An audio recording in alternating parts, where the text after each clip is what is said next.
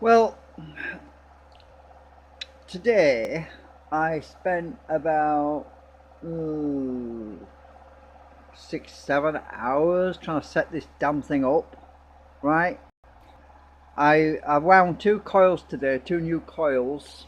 So I've got two. Well, I've got three sets of new coils now. I've got this set here, which I did previously. I've got this set, which I did previously, and I did. So, oh, sorry, these are the new ones I did today, actually. That's a bit loose. And these are the ones I did previously down here. And these two need to be replaced because they're a weak link and causing me some issues, and I'll explain that in a minute. So, I spent 6, 7 hours trying to set this damn thing up, and I couldn't get it set up right. I just couldn't. And I'm scratching my head. I'm thinking, what the hell's going wrong with this thing? It shouldn't be behaving the way it's behaving. And then I discovered that a wire had come off down here on my rectifier circuit. So one coil was only working half wave instead of full wave. So yeah. Yeah, so I made a bit of a boo-boo. Anyway, so when this is working right, instead of the drag on a coil as it exits the flux field, right, let me just get my rotor magnet here a minute. Oh, it's stuck to something. Hang on. Damn it. Can't seem to get anything these days without magnets sticking to everything. Hang on. Right. So,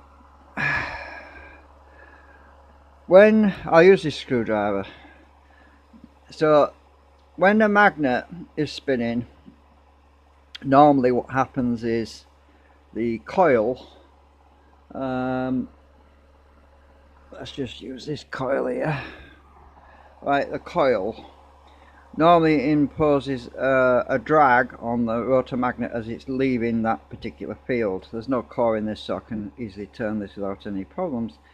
But instead of doing that, what my circuit's doing is it's storing energy in a capacitor, a 1 microfarad capacitor. Let me just make sure I'm not muted or anything, because I have a habit of muting myself sometimes. So anyway, it stores energy in the capacitor. That energizes the transformer. The transformer is charged. Actually, I'm getting a bit ahead of myself here. I need to first show you that I've been adjusting my phases, and this thing is rotating anti-clockwise. It's going that way around. So this coil is triggered first. This one and this one, they're in series. Then these two are triggered in series. Then these two are triggered in series. Then these two are triggered in series. Right? Okay? So we have a cycle, a chain. It's sequential. I don't know if you can actually top on the LEDs with a flickering. It's going so freaking fast you probably can't. So what happens is, I've got this upside down now, so it's a bit easy to see. I've actually turned the board upside down, so I've got my LEDs facing me, so it's a bit easy to see what's going on. You might think, oh, these LEDs are all just for show. No, they're not. They're important, and I'll explain why. They're actually very important, because by adjusting the circuit, all of these LEDs need to be the same brightness, or not necessarily all of them on, but they all need to be about the same brightness. And the reason for that is balance, because we need to have all the 4 stages in balance, even if all 4 LEDs on each section. I mean, there's actually 4 there, as you can see, but most of them are lit up, but that's only because I haven't got much load on there and it's not very efficient right now. So what happens is we get a capacitor charged up through the transformer is charged, the inductance is charged, and we get a stored energy in there. So this is in series with the bridge rectifiers down here. All these bridge rectifiers, 6 of them down there, and each coil's got its own bridge rectifier, so it sends power through to the output through each bridge rectifier, and these are charged, and then when this is charged, instead of the coil breaking the connection as it leaves that particular magnet and entering the next magnet, instead of that breaking the connection, which is what we normally get, and that's when you get the drag, the idea is that the next one, the next triax, there's actually 1, 2, 3, 4, 5, 6, 7, there's actually 8 triax down there, little triax all the way down there, right? So the triax circuit for the next stage, which is the second coil here, these two coils here, when they're energized, that's on this side, it breaks the connection for the previous stage, right? It interrupts that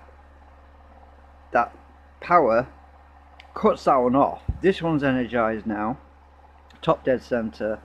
This one's energized, and it's sapping some power out of this capacitor, and this capacitor is charging, this inductor's charging, and then as the next coils come into play, which is this one and this one, the same happens on this one. So then this one is induced a charge, and the triax trip and energize and subtract power from the other coil, and that coil is cut off, so it basically doesn't have to deal with too much drag problems.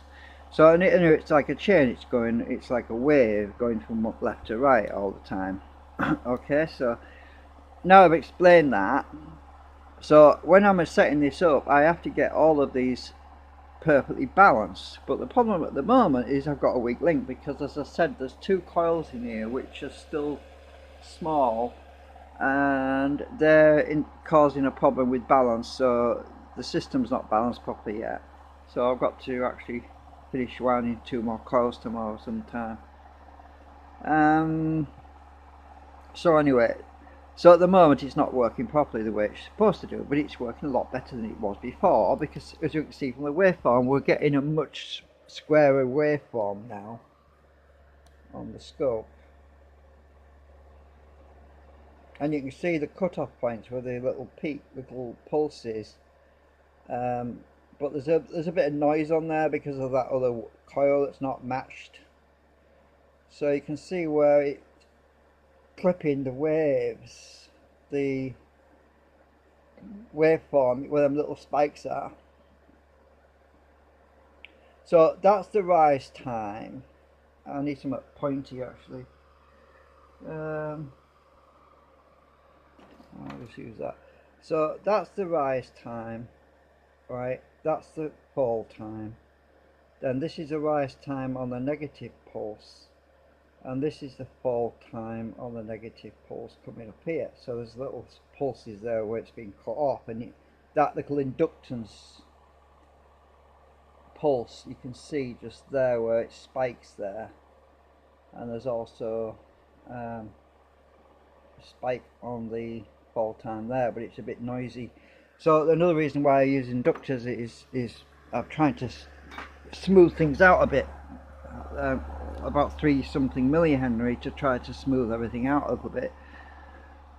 So anyway, I've been playing around with this all frigging day, and at first my input current, because it's not set right yet, my input current was at 550 milliamps, but now I've got it down to 410 milliamps at the moment, and with 60 milliamps coming out, but with the silver capacitors are about 10.5 volts, but it's not as efficient as it was previously, because these are all new these are all new cores that I'm putting in, and they've all got like a lamination style. I don't know if you can see in the bottom there.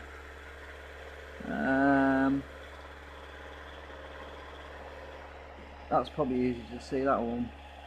So I've got my lamination. Actually, I've got some more in there. I can just a minute. I'll just go into the other room and show you it. Hang on a minute. I don't want to make you dizzy, so I'm going to cover the camera up. Right, so these are my laminations. Right, and they go in my core uh, for the transformer. I made these two today actually. I had the laminations laser cut a few years back. So these go in my bobbins on the end, and then these are my bobbins for the coil. These go in there. Actually, this is a bit of a tight fit, so I can't get it in that one. But you get the idea. These go in my bobbins, and then there's two of these ferrite rings go in the back. Right, anyways, I'm just showing you that. So right, don't ever want to get dizzy. Some people complain when you're walking around, you're making me dizzy. I'm getting, I feel drunk, so I'm covering my hand up while I'm covering it with my hand while I move around. Right, I'm sure some people appreciate that. So anyway, that's where I've explained it.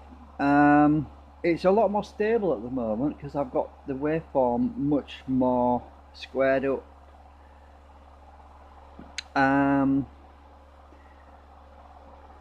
But ideally I want to do away with the capacitors completely, really, because they're actually a bit of a drain on the system. When I take them out, it will work without them, but it'll get more speed.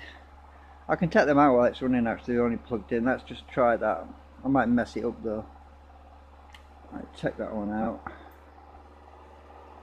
Check that one out. Check that one out.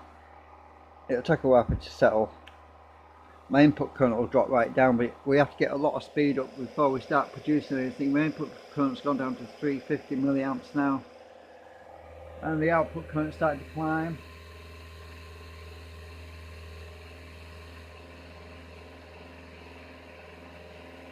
Now LEDs are starting to come on. Still climbing in speed, it takes a while. It's very important to get this thing balanced right, and just by taking those capacitors, because now the chokes, the transformers, basically feeding directly into the next choke, because we're in series, you see. There's a circuit that goes all the way around the board, so they're in series. But we're not getting as much current out at the moment. It's still climbing in speed, but my waveform is not quite right now. Now that I've taken the capacitors out, as you can see, it's a little bit, yeah. We need a bit more speed, but it's taking a while to speed up. It's actually increasing right now.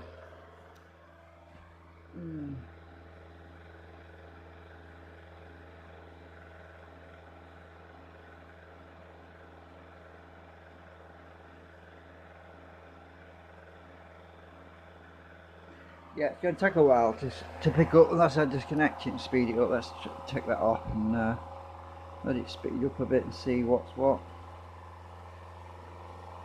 I really need to put some smaller value capacitors. Those are 1 microfarad. Those brown ones down there, the high voltage. So let's see if we get anything now. Right, well, it went up to 90 milliamps. Right, so we picked up some speed. RPM is stable at 5036.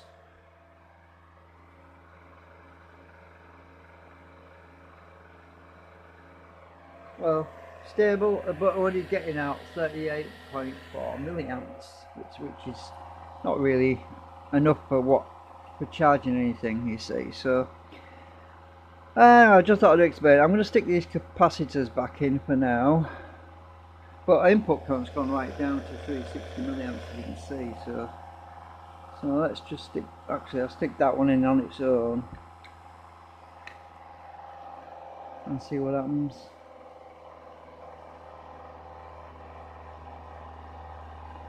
Yes, input current's going up a little bit.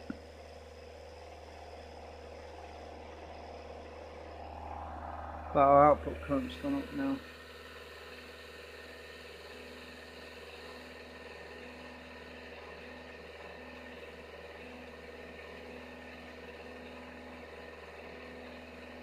But it's not stable right now, as you can see. It's LEDs are flickering on and off.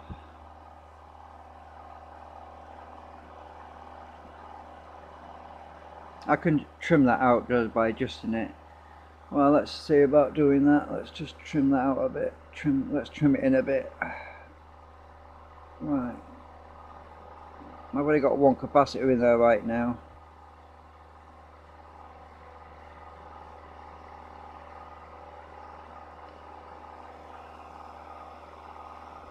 So we're at about between 50 and 60 milliamps. And we have a same effect now, but we've got less input current going in right now, 380 milliamps. So that's not too bad. So I don't have to have all the capacitors in, but I can put them in to help me tune things up a bit.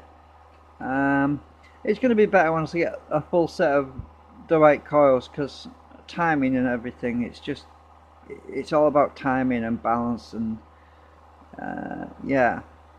So anyway, just a little update video on what I'm doing at the moment. I'm not sure what else to tell you really at the moment. I think that's all there is right now. But the waveform's looking a bit better. It's still a bit noisy though. There's a lot of crap on there.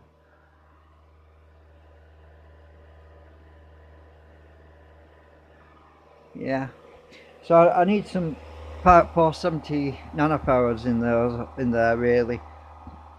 About half a microfarad really, but I seem to be lacking on those. I need to order some, I think. Anyway, that's it for now. Thanks for watching.